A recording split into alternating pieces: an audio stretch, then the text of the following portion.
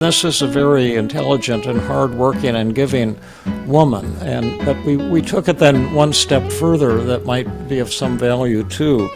To make a long story short, before we get on to that, if you are yourself in a give-get imbalance, that means you're always saying yes to people who make demands on you. And that can be a kind of addiction, but also a recipe for long-term unhappiness, as it was for this woman who I'm calling. Hello, and welcome to the Feeling Good podcast, where you can learn powerful techniques to change the way you feel. I am your host, Dr. Rhonda Barovsky, and joining me here in the Murrieta studio is Dr. David Burns. Dr. Burns is a pioneer in the development of cognitive behavioral therapy and the creator of the new TEAM therapy. He is the author of Feeling Good, which has sold over 5 million copies in the United States and has been translated into over 30 languages. His latest book, Feeling Great, contains powerful new techniques that make rapid recovery possible for many people struggling with depression and anxiety. Dr. Burns is currently an emeritus adjunct professor of clinical psychiatry at Stanford University School of Medicine.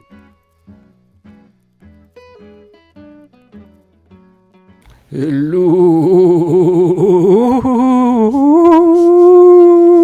Rhonda.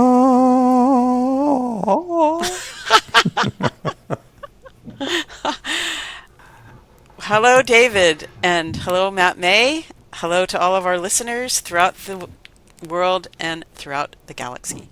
This is the Feeling Good podcast, and you're listening, or you're about to listen, to episode 412. We're doing another Ask David today, and we're going to kind of follow up on what we started last week. Some of our questions are related to self-esteem. I'm going to read someone's endorsement and then go back to their question. Owen wrote us something really simple. He just said, I am a long-time listener of your great podcast and a huge fan of your book, Feeling Good. Thank you, Owen, and we did include your excellent question, and we'll come to it shortly. So let's dive in on... So Ollie wrote a pretty interesting question. I think we could riff off this for a while. Could team CBT therapy be helpful to someone in solitary confinement? Dear David, I'm so glad the app is finally available to the public.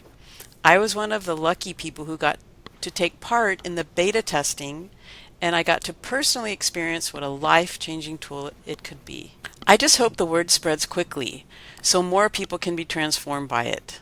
Also, do you have any idea when the app might be available outside of the United States? My question for you is around the topic of solitary confinement. As I'm sure you're already aware, solitary confinement is commonly used throughout prisons around the world, despite many deeming it akin to torture. Do you think an individual would be able to use TEAM-CBT to their advantage if they ever found themselves in solitary confinement? What strategies do you think you would employ to limit the psychological damage it would have on you and to make your time in solitary confinement more, and in quotes, enjoyable? Fondest regards, Ali. Thanks. By the way, I think we're going to call it Feeling Great therapy for the general public rather than TEAM-CBT, because people don't quite know what it is, and it really isn't CBT, although it has a lot of cognitive therapy in it. But Feeling Great therapy. Yeah. Okay. And I love that. Yeah, we should have like a Feeling Great therapy center. Oh, we already have one. We should have one of those. Cool. I think there is one. My answer to that question is it would depend on whether or not the prisoners would be allowed to have an internet connection, because I think you have to have that to use the app, right? Yes. And because it's a cell phone application, we hope to have it for computer as well. Right now we have it for iPhone and for Android. But I think that could be a great thing for any prisoners who want. That there's always the danger that people are going to misuse a tool, they may have strict rules about that in prison systems. But I think in some way, we're all in solitary confinement. We think we're interacting with each other, but much of the time, our ideas about what other people are thinking and feeling aren't even valid. But the app, I think, could do great for prisoners in any kind of prison, including solitary confinement, because there's a tremendous amount of material there to learn, and you can change the way you think and feel. And it would be really, really fun to do a study like that, and because the app collects data all the time, and we could find out right away if it's helpful to people and to what degree, and also get feedback on if it should be modified to be simplified or whatever. The reason I wrote the book 10 Days to Self-Esteem was because I wanted a super simplified version of cognitive therapy, and that book is kind of at the 4th or 5th grade level in terms of the language in it, and there's just a few paragraphs in each chapter and a lot of interactive exercises to do. So we might have to create a simplified version of the app that would be suitable for teenagers or people without a lot of education. At our hospital in Philadelphia, a quarter of our patients couldn't read or write, so we just simplified the 10 secrets the 10 cognitive distortions, and put everything in simple language, and it worked great. But what are you guys' thoughts about that? About using the app in prisons or in solitary confinement? Well, I honestly, I don't believe you're allowed to have a cell phone in prison, so it wouldn't be appropriate to use the app in prison or to think that that's possible. But people are allowed to have books, and I think someone who has a book, the Feeling Great book, and can follow along, the team therapy structure and learning how to identify their thoughts, leading them to change their feelings and their behavior, would be very, very, very helpful for anyone in prison, whether, wherever they are in the prison system. And there are a lot of people who have been wrongly convicted and then released from prison and written books about their experience. And I listed 3 I put 3 on the show notes that you wrote that I've read that were pretty transformative for me. And most of the time when people are in prison, they are trying to change the way they're thinking about their experience so that they can accept it and maintain some hope of when they are going to be released, and belief in their lawyer, belief in the process, belief in themselves, so that they can still maintain a sense of who they are. I wonder if there could be a modification of the way people receive the app, like the prison could receive it, and then make just that available to prisoners who desire it. Or I'm not a programmer, but I would think something like that might be possible. Well, just that people do have access to computers, and if you could make the app available on a computer, then maybe somebody could use their computer time and work on the app when it's their turn. Especially if you can open, have one file for each person that's confidential that other people can't get into. Yeah, right. Well, if there was any interest among prisons or prisoners or something, I could talk it up with our app team, but I don't like to chase people with things, especially things that require a lot of time and effort.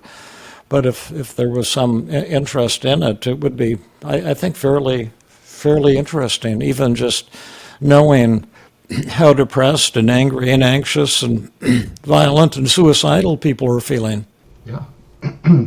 I think if I were going into solitary confinement, I would be feeling extremely grateful to have the skills and methods and tools that are in team therapy for that experience. I think there's a little bit of a paradox if we consider that solitary confinement is very similar as a situation to a silent meditation retreat, that people would pay a lot of money to go to experience something really wonderful in their life. And I think that could be kind of confusing until we look at the cognitive model, that what would shape your experience in solitary confinement or in a silent meditation is exclusively what you're thinking in those situations. And so to have the skills to address your negative thoughts as they're coming up would be of tremendous value. To relieve your suffering, relieve your depression, your anxiety, your feelings of worthlessness, your feelings of rage, frustration, helplessness. My concern about the prison system is it's probably using that punishment as a deterrent for bad behavior. So they're not likely to want it to be a pleasant experience for prisoners. And I think we could debate whether that's an appropriate way to treat anyone, is to lock them up and ignore them. I'm skeptical of that being a way of reforming behavior. I don't think that people come out of that experience highly motivated to connect with others and feeling better about society and wanting to play by the rules. I think they probably come out more bitter or more depressed. Okay, so let's jump over to Susanna, who asked, what's a give-get imbalance and how can you get over it? So here's a description of Susanna's problem. Susanna is a woman with a grown daughter who has severe brain damage due to a severe brain infection, viral encephalitis, when she was an infant. Susanna was constantly giving of herself and catering to her daughter. She explains that her daughter can be very demanding and throws tantrums to get her way and kind of controls the entire house this way, the entire home. She can only talk a little and has the vocabulary of about a 2.5-year-old. She can mostly express the things she wants or doesn't want on a very basic level. She mostly understands what I want from her, but mostly does not want to do what I ask her to do. She can be very stubborn, and I cannot reason with her because she has her own logic, and in her eyes only her logic is valid. Maybe a little bit like a 2.5-year-old. Susanna struggles with negative feelings, including guilt, anxiety, and depression, because she is constantly giving, and feeling exhausted and resentful. And she tells herself, I should be a better mom. And did I miss the question? Yeah. So, David, you asked, can you spot any distortions in her thought, I should be a better mom? Okay, so we should answer that, should we? Should we have the listeners just take a piece of paper and turn off your device for a minute and write down what are the distortions in I should be a better mom? And then the question is, how is Susanna going to get out of this trap? And I can give you a follow-up.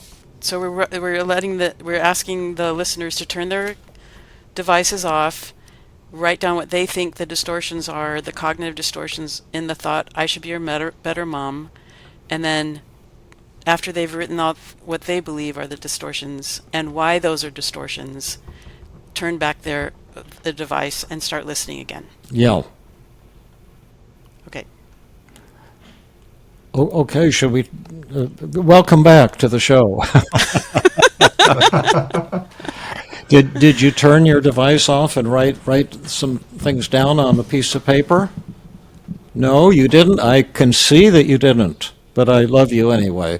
What are the distortions? And I should be a better mom.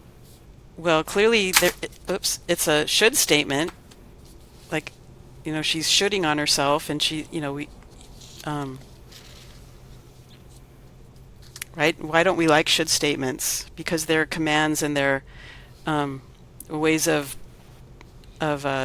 beating ourselves up. That's true. Any other distortions? Is that the only one? No. No other distortions? I see a few more. I see a bunch more. A bunch more.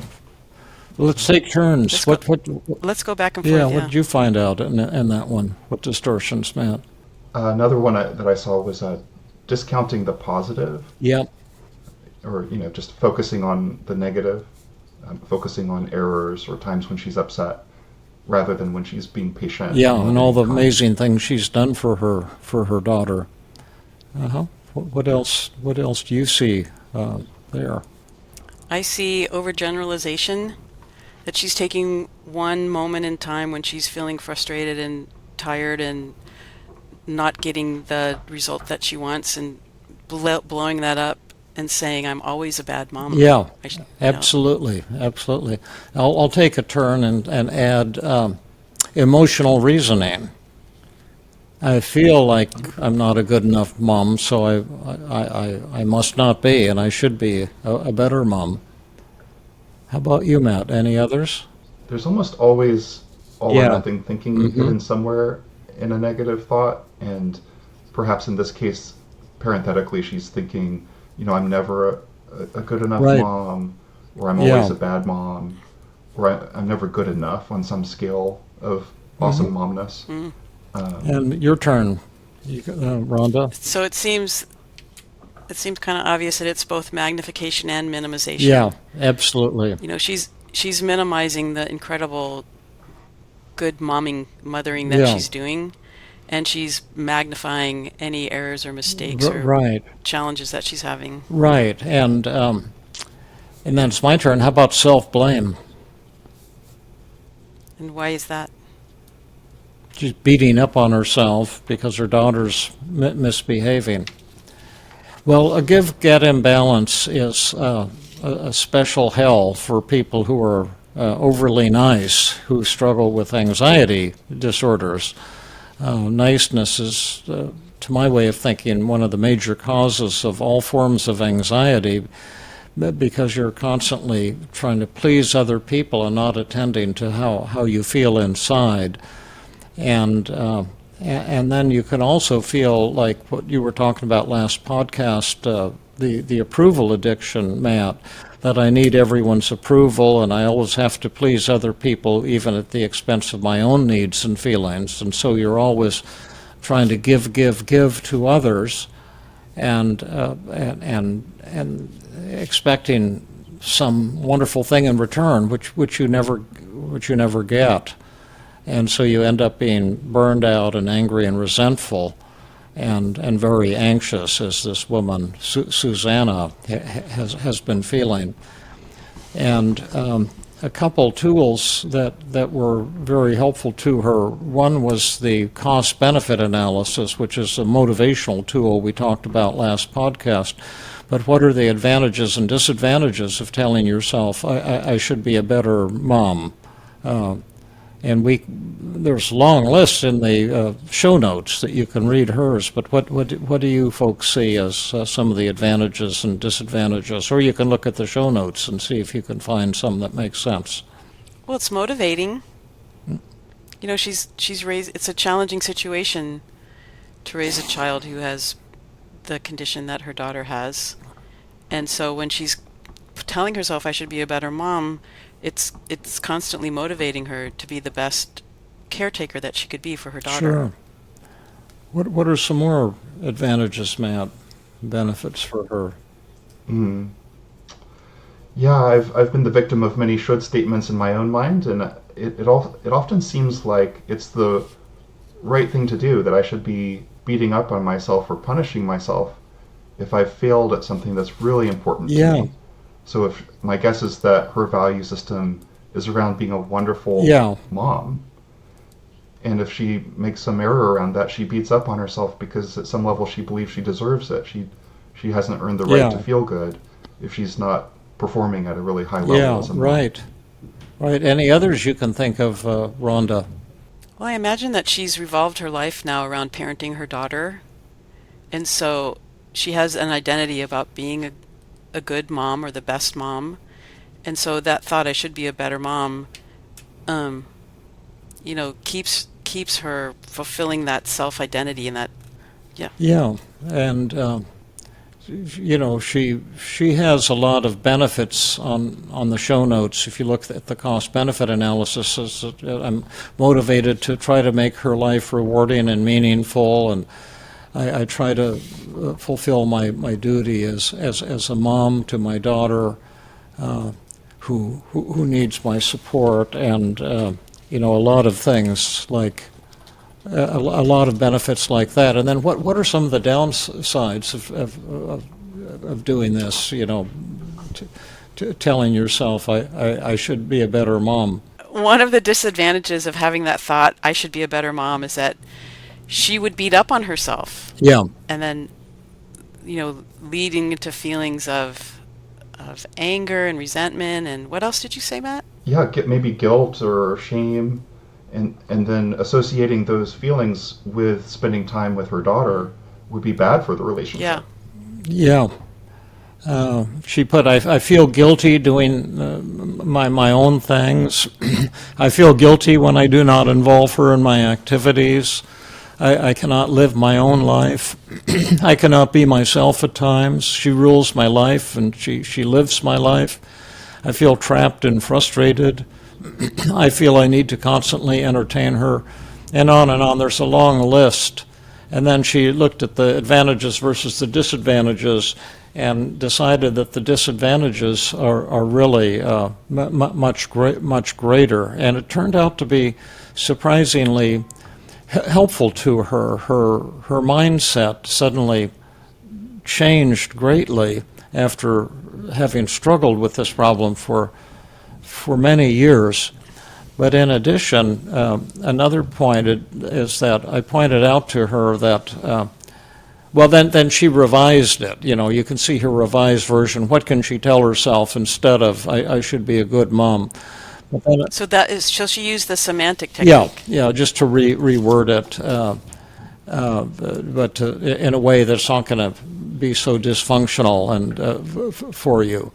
And in her, she said, I also want to treat myself the way I treat her. She has a right to live a happy and fulfilling life, but so do I. And she wrote a really beautiful refutation of that thought. And then the thing that she... Oh, can we read the whole thought, her whole writing? Sure, you go ahead. It's beautiful. Yeah, you read it, Rhonda. Yeah, so she rewrote that thought, I should be a better mom, and she said, I want to be a mom to my daughter and help her along and invest myself into her. But I also want to treat myself the way I treat her. She has a right to live a happy and fulfilling life, but so do I. Our needs and our desires are equally important and deserve the same attention and care. I can only continue to look after my daughter well if I look after myself too, and take myself and my needs and my desires as seriously as I do hers. There needs to be a get-give balance so that both of us can be healthy and happy and stay healthy and happy. I want to help her to slowly take new steps into independence and support her lovingly along the way. And that was so beautiful. Yeah, and was very helpful to her. And this is a very intelligent and hardworking and giving woman. But we took it then one step further that might be of some value too. To make a long story short, before we get on to that, if you are yourself in a give-get imbalance, that means you're always saying yes to people who make demands on you. And that can be a kind of addiction, but also a recipe for long-term unhappiness, as it was for this woman who I'm calling Suzanne or Susanna or something of that nature. And Susanna, we're calling her. And the other dimension to it is that I reminded her that the daughters playing mom and dad against each other, and so they'd work together as a team. And that's where the daughter gets all of her power, by the tension between the mother and father, who constantly disagree on what strategy they should use with their daughter. And I told her, Susanna, who's the one I communicate with, that if you and your husband work together as a team, you'd have far more power than your daughter does. And her behavior would suddenly change in a positive way. But the reason she gets so ornery is because she has power, and all of her power comes from the disagreements between the two of you. And then Susanna told me, and she's very good with the 5 secrets, Susanna is. And I said, when you talk to your husband about the things that you're in conflict over, you could use the 5 secrets. And then she said, oh, I've tried that, and it wouldn't work. And I said, how much do you believe that? And she said, oh, 100%. He's absolutely impossible. And then I pointed out to her that I had pushed her on multiple previous occasions to use the 5 secrets with her husband, and it was totally effective 100% of the time. And I reminded her of that. And she said, oh my gosh, I forgot. And it's almost as if she was in a hypnotic trance, telling herself, this is a hopeless situation, this is a helpless situation, it's been going on for years, nothing can be done.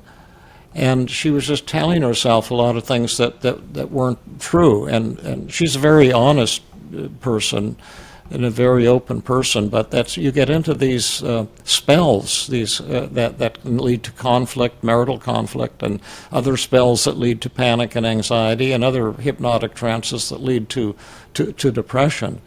But now she's suddenly kind of been born again, and she says, I've been telling myself I can't do it. Now I'm telling myself I can do it. So stay tuned, and we'll get some follow-up from this very wonderful person. But I thought that give-get imbalance would be a kind of a nice concept to bring to our listeners, because there are several reasons people get into a give-get imbalance. And what are some of them, Rhonda and Matt?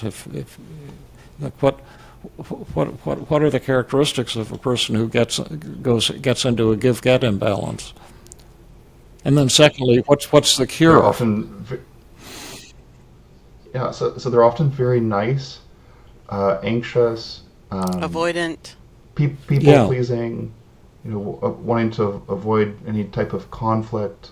They value peace and harmony in their relationships, and they don't want to rock the boat. And it makes you feel good to say yes, because then the other person appreciates you and praises you and makes you feel special. Right?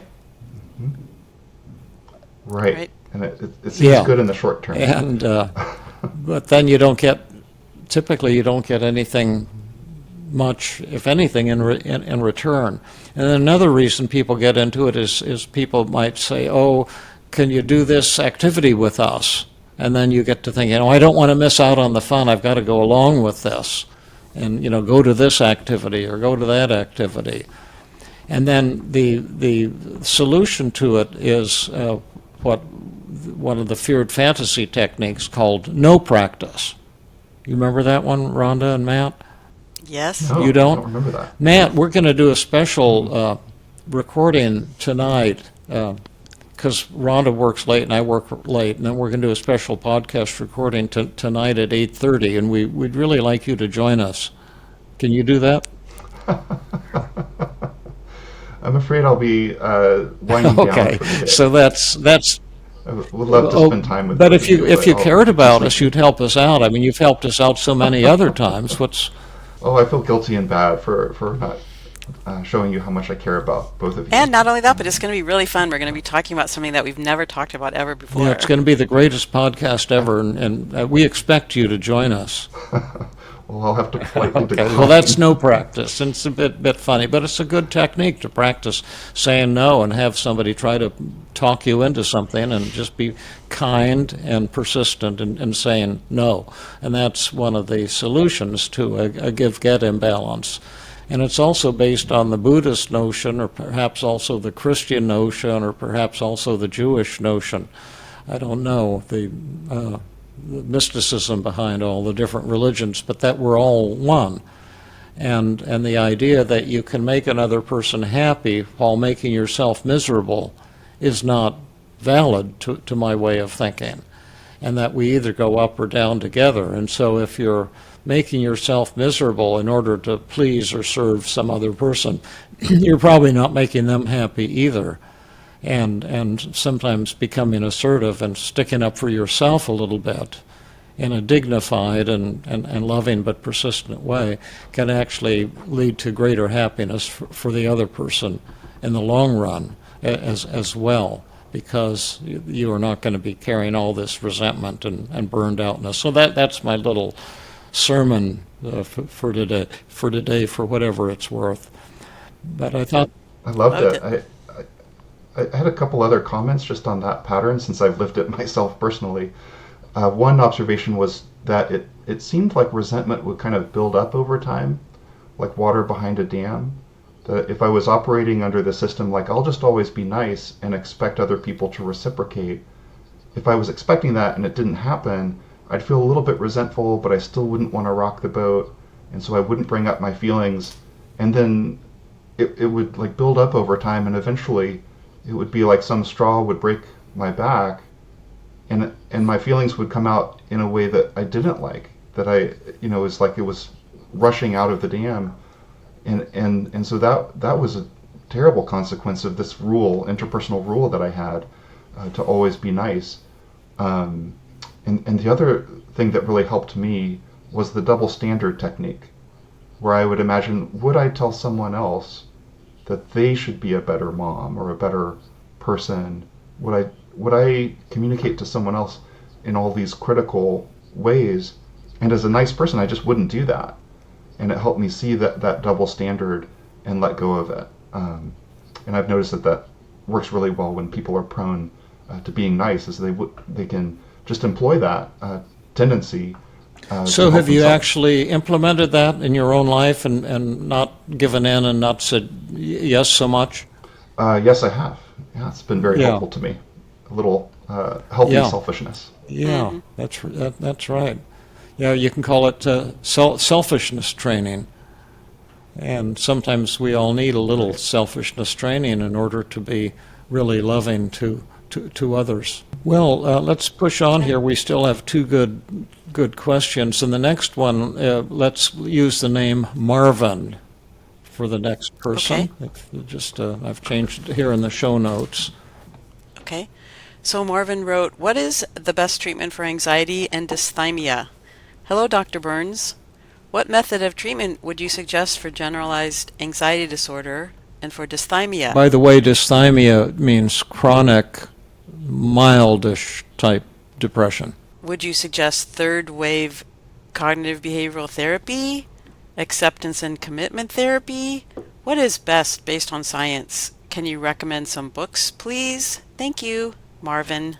All right, I'll let you folks take first crack at this one. Well, you always say we treat people, not diagnoses. So the best treatment would be whatever works best for the person who is experiencing whatever it is they're experiencing in this moment. And that it would almost certainly include testing, careful measurement of mood to know if you're making progress or not, as well as empathy, careful agenda setting to address motivational barriers to improving, and a whole host of methods, each of which has some small chance of success.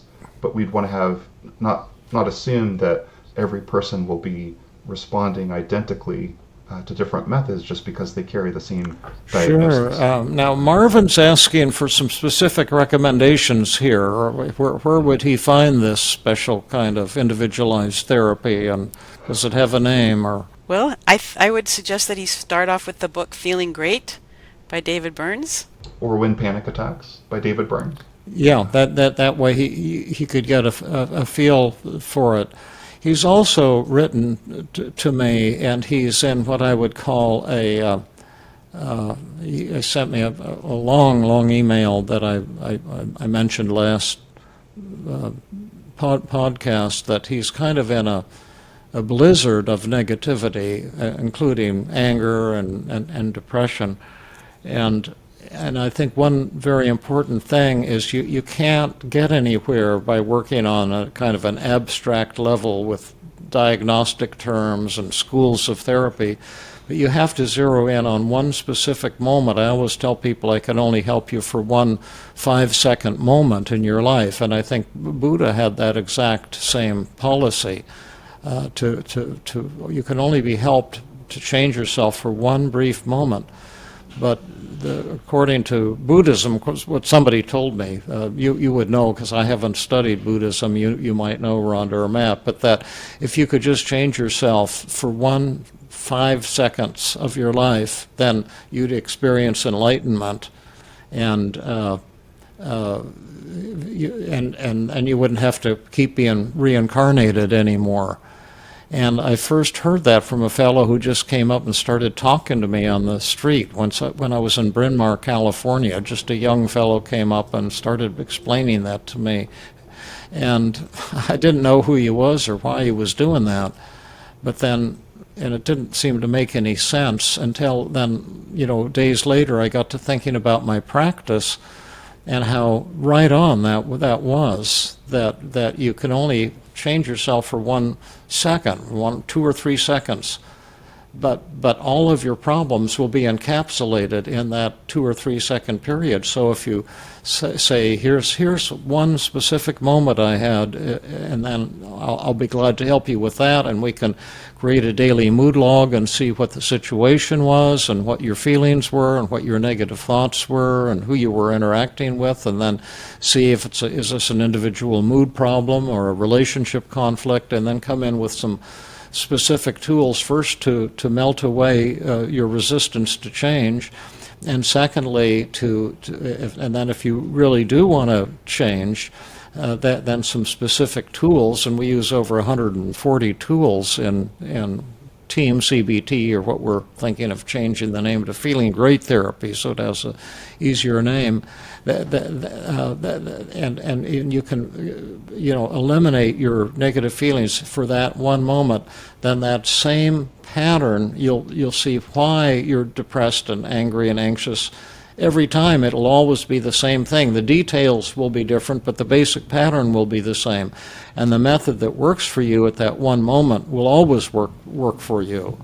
And so when I'm working with people, that's what I always do when I encounter people who have this thing I've always called the blizzard of depression, where you get so overwhelmed because the patient is telling you like 30, 40, 50 things that they're mad about or upset about. And you get kind of short of breath even listening or trying to hear the whole story. But the solution is this fellow is quite intelligent and in fractal mathematics. I can't remember the name of it, but it's the idea that everything is captured in one brief moment.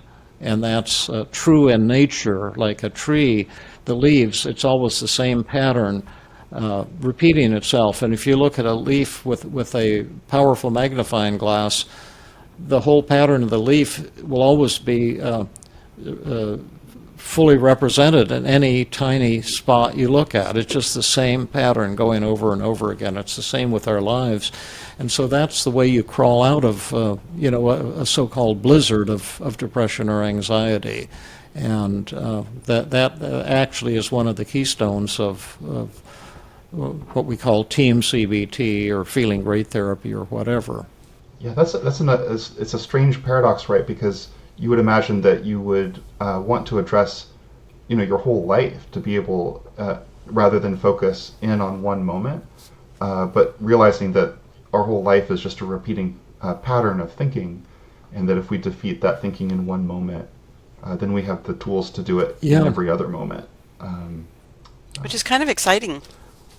It is. Yeah. It's a relief, too, because if you're living in that blizzard or interacting with someone who's in that blizzard all the time, it becomes pretty unpleasant for everybody.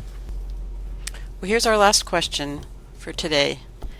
Can you do externalization of voices on your own? Hi, David.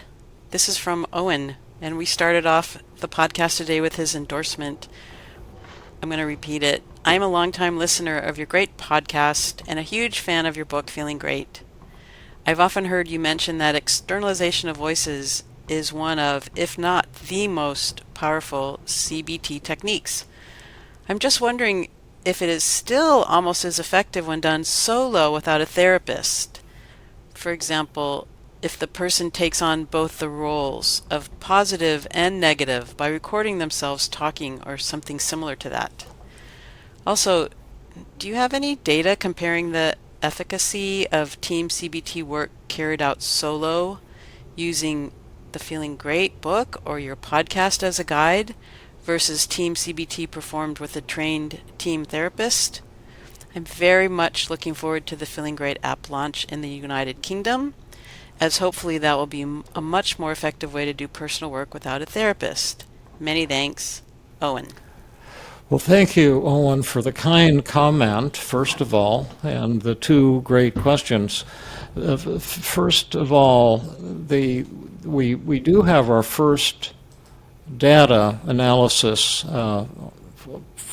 from the latest version of the app, where we're using, Feeling Great AI. Our previous versions of the Feeling Great app didn't have full-blown AI, and now we're using full-blown AI, and we've actually trained our AI to be pretty much like David. We're trying to take my identity and turn it into the AI, so that when you're working with our bot, it's pretty much almost identical to working with David in real time. We're not doing therapy, it's a self-help tool, but we're trying to use all of the techniques, including externalization of voices.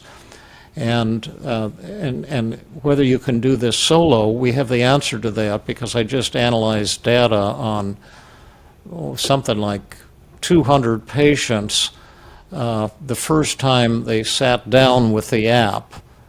And so we just have the data from them for about the first couple of hours that they were working with the AI to see what would be the effect of that. And the mean time that they spent on the app the first time they sat down with it was 72 minutes. And then we recorded the improvement in 7 different negative emotions: depression, anxiety, shame, inadequacy, loneliness, hopelessness, and anger. And all of those emotions went down, I would say, to make a generalization, slightly, the mean was slightly over 50%. They all went down approximately the same, with just a few percents, but it was a little over 50% within roughly 1 hour.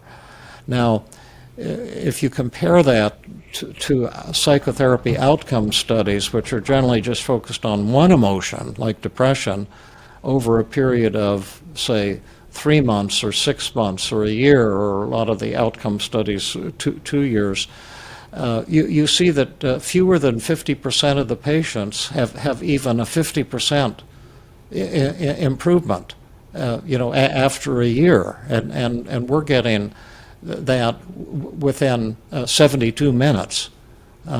So the answer is yes, that you can do great things using the app on your own. But some people are definitely not going to respond to the app or to any single treatment. And they're a trained team therapist, or maybe any therapist could help people get unstuck. And keep in mind, never forget that the 95% of stuckness, when people fail with any type of therapy, it's because of resistance that has not been dealt with or recognized, and certainly not eliminated by the therapist.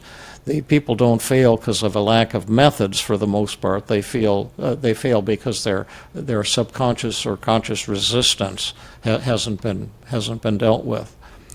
And then the answer to the externalization of voices, the app, we have trained it to do externalization of voices, and it does a nice job. The app is not yet fully enlightened, and a therapist can never bring a patient to a level higher than what you have achieved, because water cannot rise higher than its source. And the AI that we've trained, it's about maybe 60% enlightened, but it's not in full-blown enlightenment yet.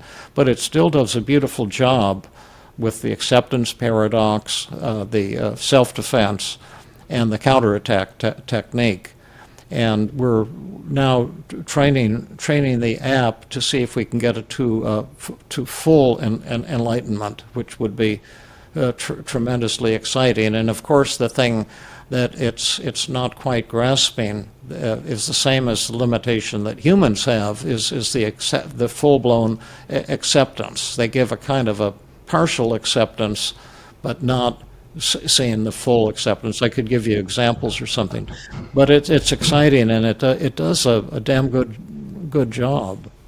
And it's exciting to think what the implications might be once the word gets out and people start using the app in large numbers. So far, we're not formally announcing its release, but it is available in app stores and in the both app stores, I should say, the Android and the iPhone, and then we'll have it for computer fairly soon as well. I have a couple of thoughts. I really like Owen's question, and I think for folks who can successfully do externalization of voices on their own, they're essentially cured, right? That would be a metric of whether or not they're ready to graduate from therapy. And I would say that it's hard to do that on your own because it's unlikely, not only for the reasons that David mentioned, which is that there will be hidden resistance that will make it such that you wouldn't be motivated to defeat the thought, but often because when most people are trying externalization of voices, they tend towards the defense only responses, and it's really useful to hear a therapist use the acceptance paradox or the counterattack or just Socratic technique or other methods that might be more effective or more effective in combination. And so often I recommend that my patients make an audio recording of successful externalization of voices that they've done with their therapist, and then to play that back and then to practice on their own. And I think in other podcasts we've mentioned versions of externalization of voices that you do on a folded sheet of paper, where one side is your critical thoughts and the other side is your responses. And I have seen that be effective for myself and for many of my patients with a little extra training. They can do externalization of voices on their own. And that's before we had the app. So I think with the app it would be far more yeah, effective. I love your comments, Matt. I'll give it to Rhonda.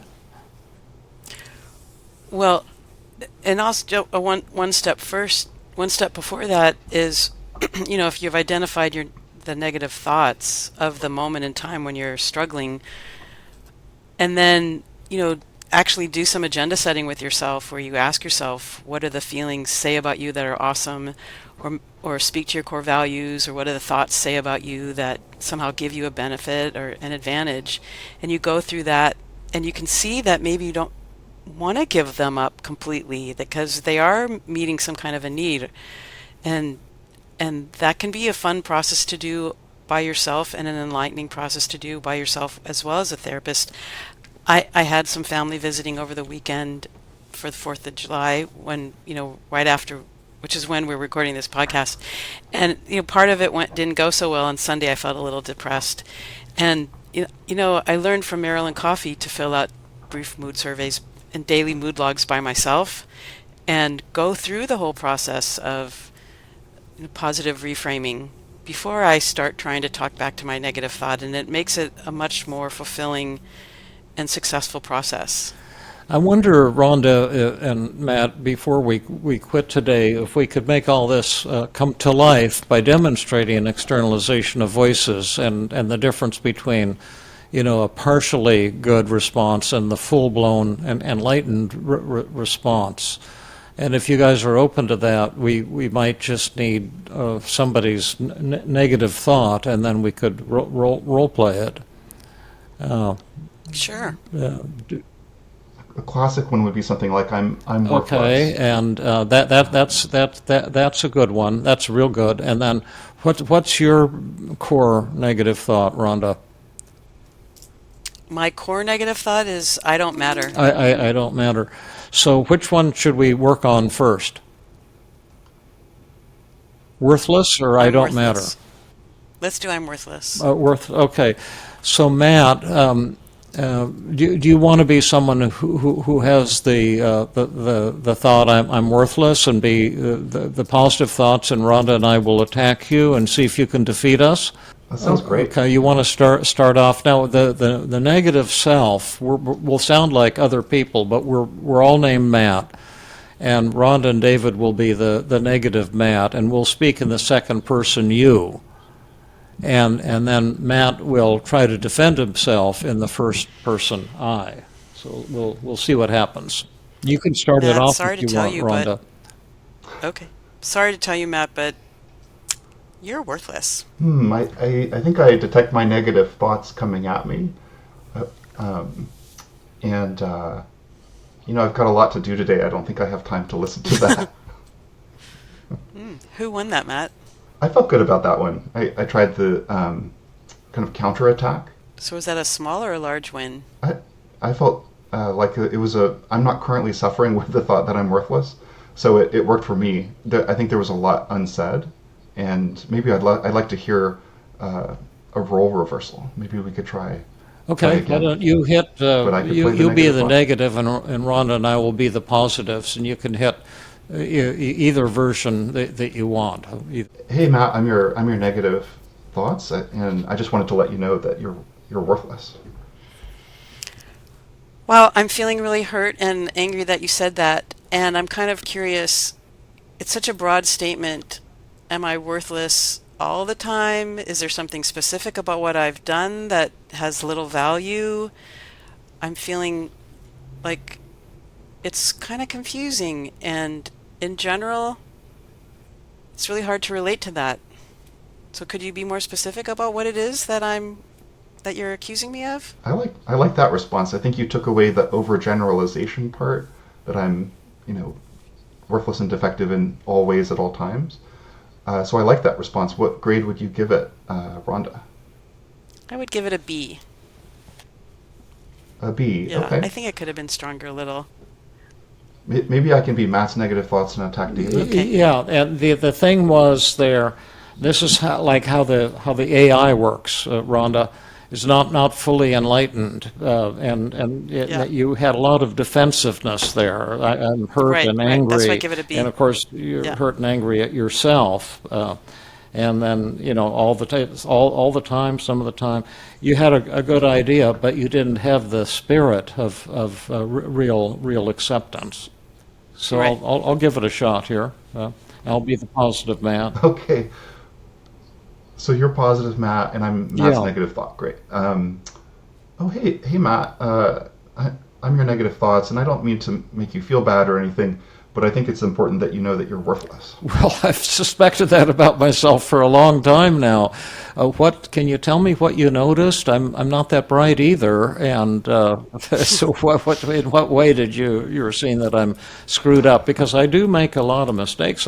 Surprisingly, for such a worthless person, I enjoy a lot of successes and wonderful experiences in my life and with my clinical work too. But what really do you mean when you say I'm worthless? Then I'll be able to respond a little better. I like that a lot. I would give that an A. I would think that's a huge win.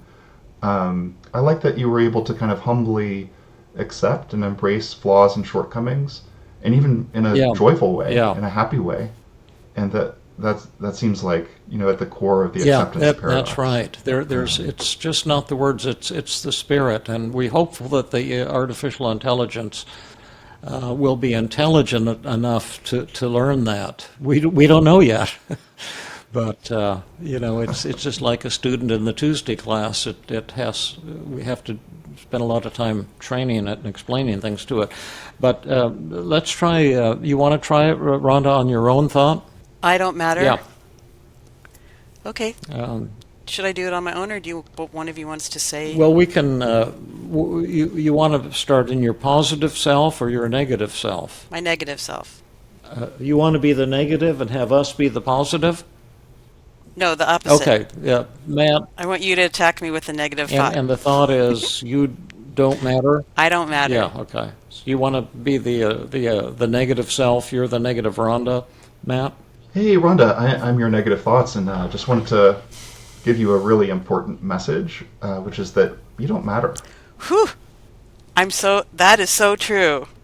And it's such a great humbling experience to accept that and to realize that I'm the same as everyone else. And it's kind of a relief, and it takes a lot of pressure off me. So yippee. I like that. How did that feel to you, Rhonda? Was that a win? That felt really good, and that felt like a win. A huge win? Win. Awesome. I liked it. I thought it was a huge Could win. I try to break you down, Rhonda? Okay. Well, you know that I'm also the negative Rhonda, and I heard you, bantering with that other negative Rhonda and kind of winning. But the fact is, Rhonda, you don't matter. Oh, sure, you're on the Feeling Good podcast, a host of the Feeling Good podcast, and you're a psychologist, and you have a social work degree and all of that, but just you know in your heart of hearts that you don't matter, and you better admit it, sister. Dang. You know what? The truth is, I matter to certain people. I matter to Matt and David, and I matter to my husband and my children. I matter to my friends, and I matter to myself. But I don't feel like I have to pressure myself to be any better than anyone else or to matter any more than other people matter. And it is honestly a relief to feel to let go of the striving to matter in general, in all ways, to all people. Who won? I Big won. or small? Big or huge? I thought that was huge. Yeah, I thought it was huge too. So that would be modeling with both thoughts, kind of different ways of acceptance, and it's not just using the words; it's having the feel that when you go into an enlightened state, those thoughts that used to hurt you so much, they have lost all of their power. It's like hitting home runs at the baseball. In baseball over and over again, that you become kind of impenetrable through total acceptance, and it's really joyous, and it's one of the so-called great deaths that the Buddha talked about 2,500 years ago. This is the death of the special self, and giving up the idea that you are special or that you're going to become special, and that you are in fact just average, or in many ways below average, and it's hard to explain. It's like seeing the Grand Canyon for the first time in person, and if you've ever seen it in person, you've seen a postcard of it, you still don't know what it is. You haven't had the experience, and getting self-acceptance, complete self-acceptance for the first time, with a feeling of joy rather than a feeling of shame, a feeling of liberation rather than being trapped or inhibited or held back in some way. It's just a fantastic feeling. And I think earlier, Rhonda, you were using the idea of be specific, and I didn't comment on it, but one of the things that's been my salvation is acceptance, and then also be specific, because I don't have to accept the fact that I have some kind of adequate self, because I don't even know what that means. It's just kind of nonsensical. But if you say, David, you fall short in a lot of specific ways, I'll say, oh man, practically every way. And it's just a miracle that people seem to love and accept me and respect me. So I'm just effing lucky that people have such low standards. But yes, there's nothing about me that couldn't be improved a lot. And I just feel grateful to be alive and know other people who aren't, trying to sell themselves as special or better than anyone. Also, there's a kind of freedom in that. Totally. I have a reference to another awesome quote that I think represents the acceptance paradox. This is from Zen Oh, neat. Buddhism. There was a monk who asked, "What is Buddha?" And Master Yunmen Unmon, I'm probably pronouncing that incorrectly, answered, "A dry shit stick." A what? A dry shit stick. What is the Buddha? A dry shit stick? Is that the answer? Yeah. Yeah. Yeah, Right. that's right. Well, once when I dropped Jill Levitt off at her house, we'd been at some function, and for some reason I was driving, and we were talking about this idea, and Jill was saying, I feel so sorry for these people who haven't yet accepted themselves as just, below average shits. Right. And I know, it's really a relief. yeah, but when you Yeah. say things like that, people don't get it. What are they talking about? That doesn't sound any good. Yeah. Right. Well, thank you everybody for listening today. I hope some of the nonsense that spouted from our mouths made sense or was interesting or entertaining, if nothing else. And we really appreciate all of you and the great questions you send today on, using the app in artificial or in, in prison when you're in solitary confinement. What a cool question was that? And then ask about a give-get imbalance and asking, all kinds of cool questions. We enjoy shooting the breeze and hearing from you. So please keep connecting. Leave your comments on the podcast. By the way, these are all on YouTube now, so you can see us in video. And if you're thinking I look like crap the last couple of weeks, it's because I have this shirt. This is the same shirt I've been wearing for 6 or 8 weeks when I go out jogging. and it's a dress shirt, so it looks really dorky to be out jogging in this shirt. But it's because it's light in color, and because I've had 3 ticks got embedded in me, and I had to take antibiotics and get them dug out in the emergency room and stuff like that this season. So I just didn't have time to put a nice shirt on. So this is the real David here with my, look at this fancy shirt. It has a special brown color here, which is like sweaty stained stuff. So I hope you're impressed with my dress shirt. I'm wondering how many more weeks of wear you can get out of it. It's still like I think I could wear it for a year. Yeah, another year. 50 times. Right. That sounds good. I believe in you. Yeah, but anyway, I was Okay. I was slogging just before the podcast, and I had to race in to get here on time. So I'll try to wear a nice, colorful shirt next time. And thank you, Max, in the background, who's watching over us like a loving mother hen and keeping all our technology going, so we can bring you video and audio now for our podcasts. And other stuff that we're recording too. Okay. See you later then. Okay. Bye-bye. Goodbye, Thanks so much, everybody. Rhonda.